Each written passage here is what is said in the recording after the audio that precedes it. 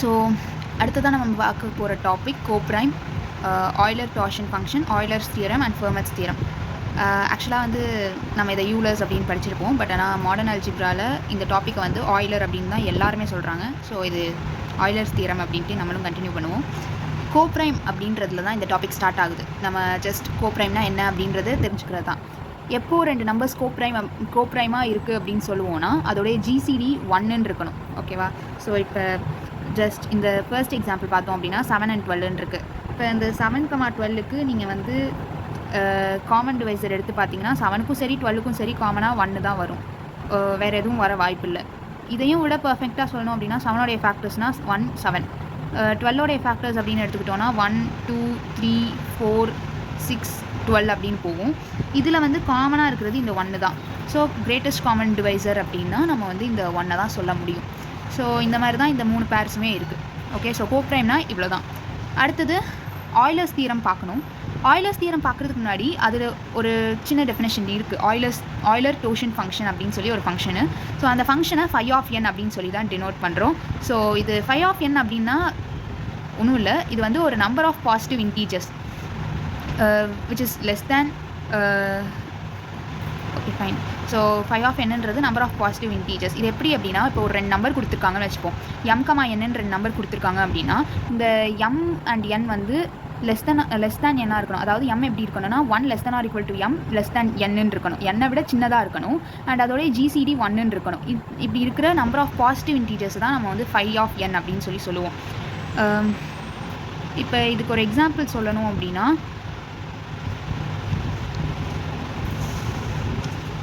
இப்போ இது எப்படின்னு ஒரு எக்ஸாம்பிள் சொல்லணும் அப்படின்னா ஜஸ்ட் ஒரு நம்பர் எடுத்துப்போம். 2ன்னு சொல்லி ஒரு நம்பர் எடுத்துப்போம். இப்போ என்ன அப்படின்னா இந்த 2வை விட கம்மியாக இருக்கிற நம்பர் லெஸ் தேன் 2ல் இருக்கிற நம்பர் அப்படின்னா அது 1 தான். லெஸ் தேன் 2 இருக்கிறது 1. ஓகேவா? ஸோ இப்போ வந்து இந்த 1க்கும் 2க்கும் ஜிசிடி பார்த்தோம் அப்படின்னா ஜிசிடி ஆஃப் 2, 1 இது வந்து என்ன அப்படின்னா 1. இது 1 தான். ஸோ φ ஆஃப் 1 எத்தனை நம்பருக்கு ஜிசிடி 1ன்னு வருதுன்னா 1 தான். φ ஆஃப் 2 வந்து 1. சரி, ஓகே, இன்னொரு நம்பர் கூட எடுத்துக்கலாம். இப்போ 3ன்னு எடுத்துப்போம். ஓகேவா? ஒரு நம்பர் வந்து 3 அப்படின்னு சொல்லி எடுத்துப்போம். n = 3 அப்படின்னு சொல்லி ஒரு நம்பர் எடுத்துப்போம். இப்போ லெஸ் தேன் 3ல் இருக்கிறது வந்து 1 2. கரெக்டாக? இப்போ வந்து ஒவ்வொரு நம்பருக்கும் ஜிசிடி செக் பண்ணணும். இப்போ ஜிசிடி ஆஃப் 3, 1 அப்படின்னா 1. இந்த ரெண்டுத்துக்கும் காமன் டிவைசர் 1. அதே மாதிரி ஜிசிடி ஆஃப் 3, 2ன்றதும் 1 தான். கரெக்டாக? ஸோ இங்கே எத்தனை இதுக்கு இங்கே 3க்கு இருக்கிறது 2, லெஸ் தேன் 3 இருக்கிறது 2 நம்பர்ஸ். இந்த 2 நம்பர்ஸுக்குமே வந்து ஜிசிடி எடுக்கும்போது 1 தான் வருது. அப்போது φ ஆஃப் 3 வந்து இங்கே என்னென்னா 2. ஓகேவா? எத்தனை இதுக்கு 1 வருது, ஜிசிடி 1ன்னு வருதோ அதை தான் வந்து இங்கே நம்ம வந்து φ ஆஃப் nல போடணும்.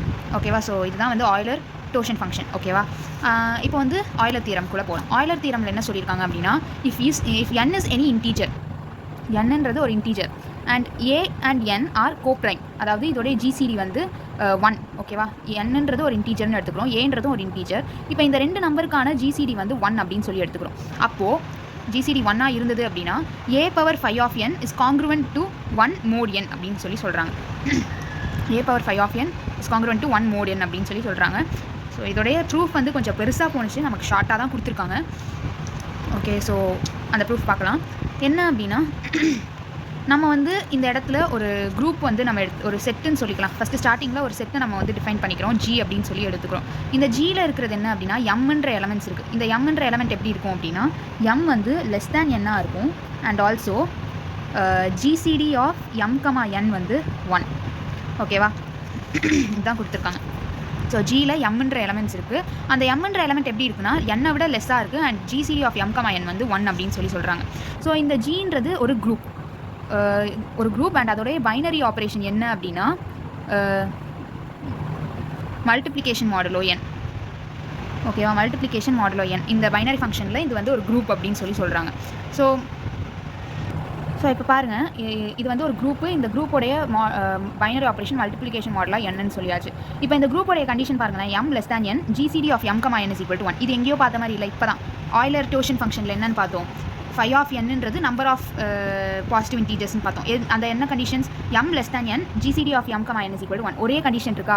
ஸோ இங்கே வந்து எத்தனை நம்பர் ஆஃப் பாசிட்டிவ் இன்டீஜர்ஸ்னால் φ ஆஃப் n அப்படின்னு சொல்கிறாங்க. அதாவது இந்த ஜியில் எத்தனை எலமெண்ட்ஸ் இருக்கும் அப்படின்னா φ ஆஃப் n எலமெண்ட்ஸ் இருக்கும்.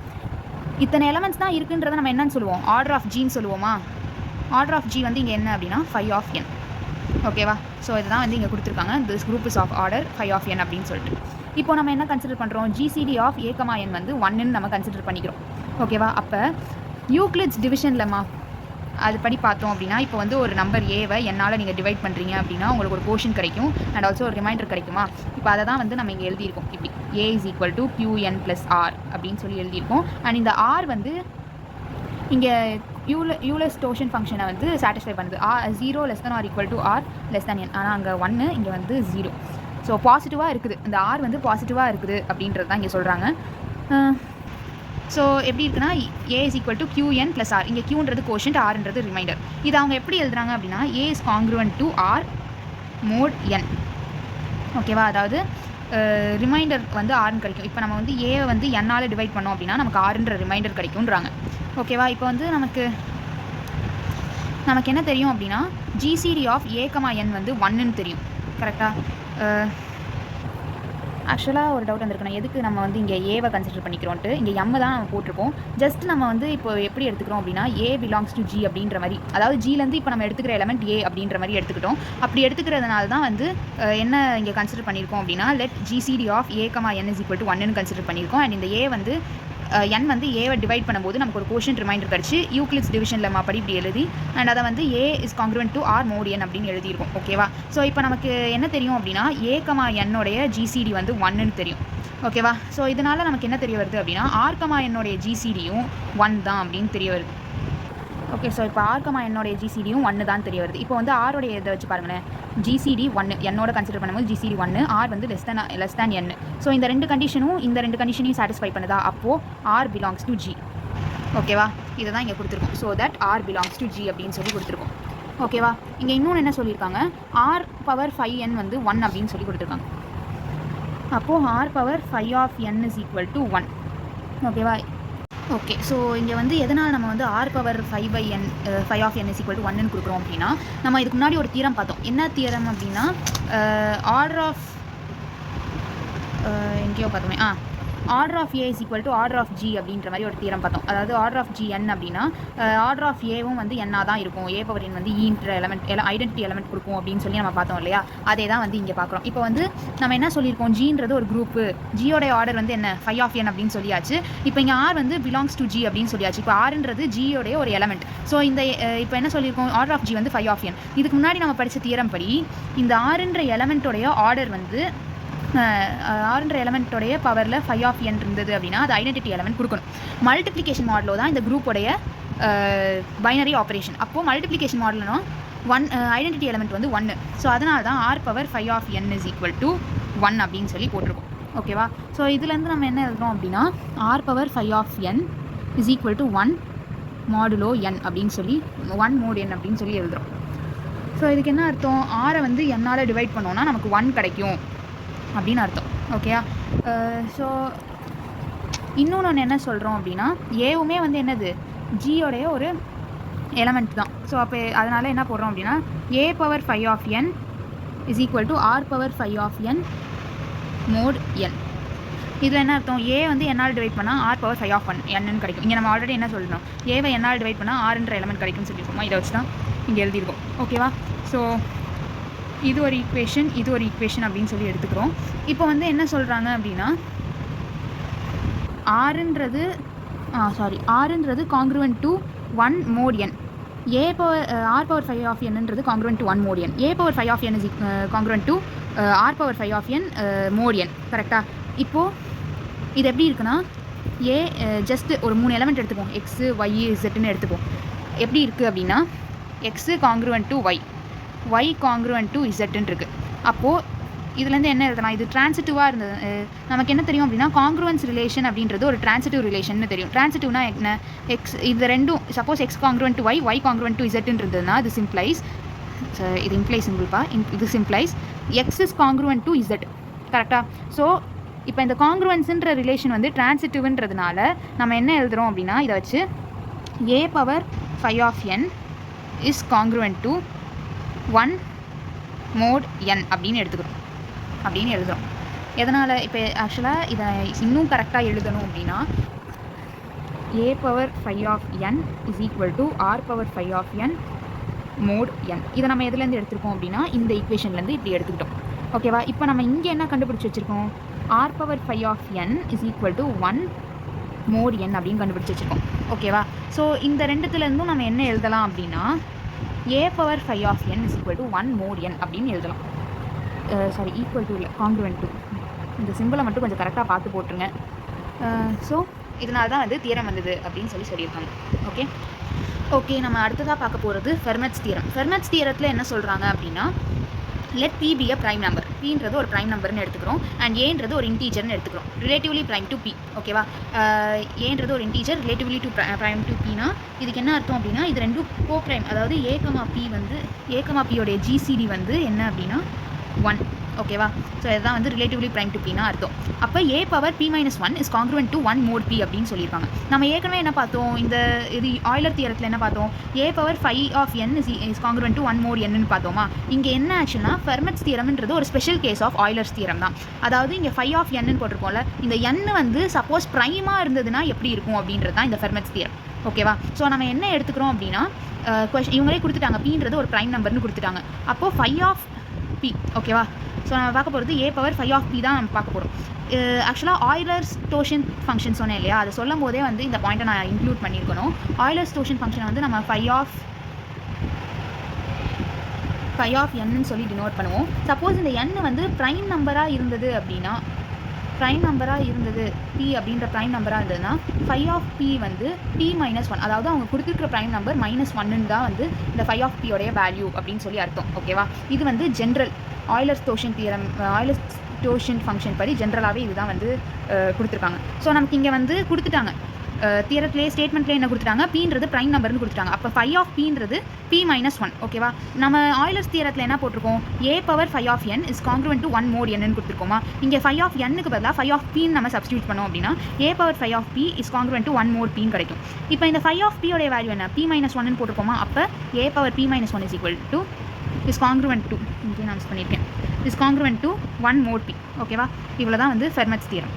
ஓகே, இப்போ நம்ம இன்னொரு லாஸ்ட் தியரம்க்கு பார்க்க போகிறோம். இது என்ன அப்படின்னா, group G has no proper subgroups. No proper subgroups அப்படின்னா, நான் ஆல்ரெடி ஏற்கனவே நம்ம பார்த்துருந்தோம் போன யூனிட்லேயே. இம்ப்ராப்பர் சப்குரூப்ஸ் அப்படின்றது ஜஸ்ட் இப்போ ஒரு குரூப் இருக்குன்னா அது சப்குரூப் சொல்லிடுவாங்க. அந்த சப்குரூப் வந்து ப்ராப்பராக இருக்கிறதும் இம்ப்ராப்பராகவும் இருக்கலாம். இப்போ இம்ப்ராப்பர் சப்குரூப்ஸ் அப்படின்னா சிங்கிள்டன் செட் ஆஃப் ஐடென்டிட்டி. ஓகேவா? சிங்கிள்டன் செட் ஆஃப் ஐடென்டிட்டியும் அந்த குரூப், அதுவுமே குரூப் இட் செல்ஃப். ஓகேவா?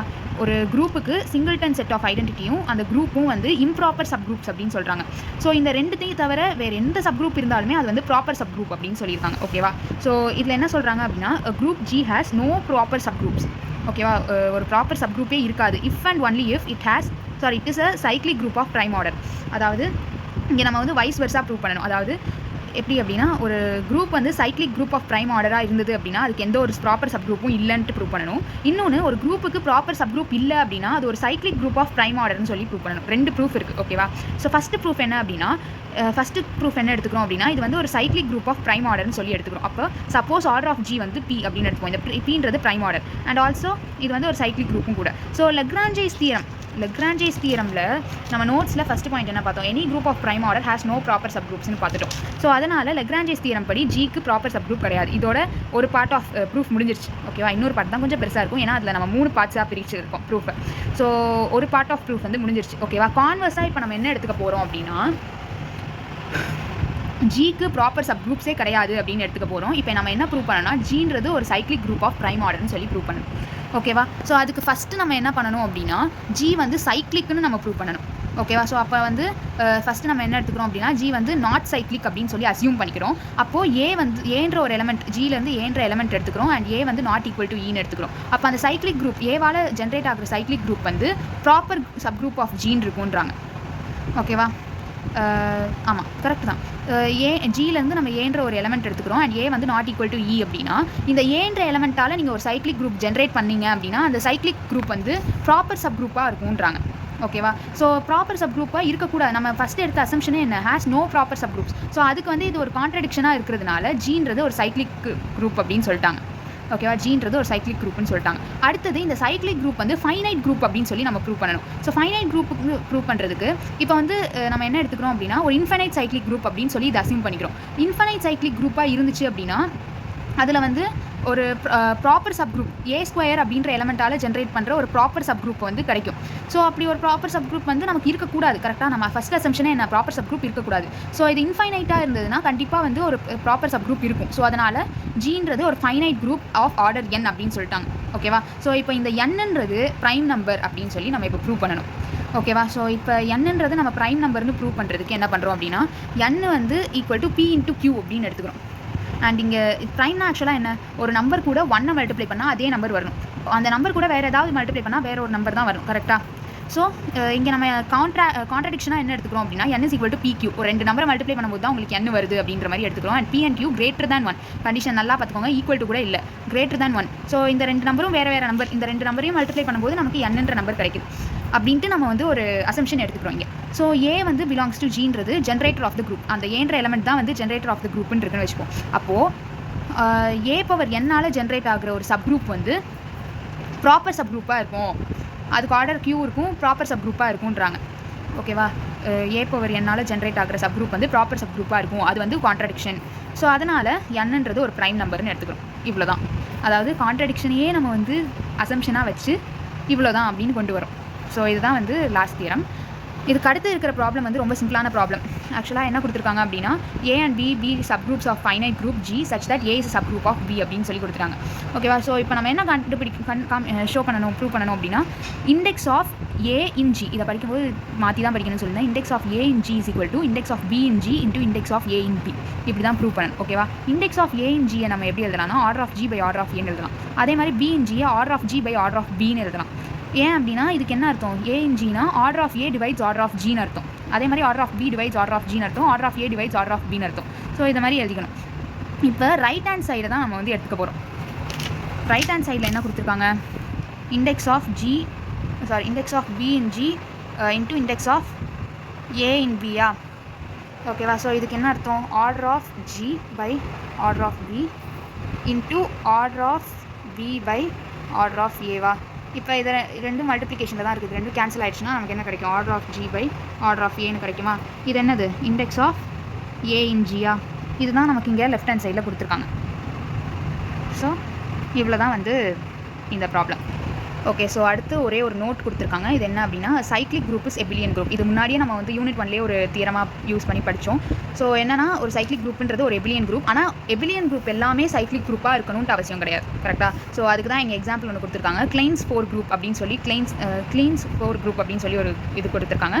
கிளைன்ஸ் 4 குரூப்பில் என்ன இருக்கும் அப்படின்னா, ஒரு குரூப் ஆஃப் மேட்ரிசஸ். ஓகேவா, இந்த 1 0 0 1 1 0 0 -1 -1 0 0 1 -1 0 0 -1 இப்படின்ற இந்த 4 மேட்ரிக்ஸ் இருக்கிற ஒரு குரூப் தான் வந்து கிளைன்ஸ் 4 குரூப் அப்படின்றாங்க. அண்ட் இதோடைய பைனரி ஆப்ரேஷன் வந்து மேட்ரிக்ஸ் மல்டிப்ளிகேஷன். ஓகேவா, இது வந்து ஒரு ஃபைனைட் எபிலியன் குரூப், ஆனால் இது சைக்ளிக் குரூப் கிடையாது. சரியா, இதுதான் வந்து இங்கே நோட்டாக கொடுத்துருக்காங்க.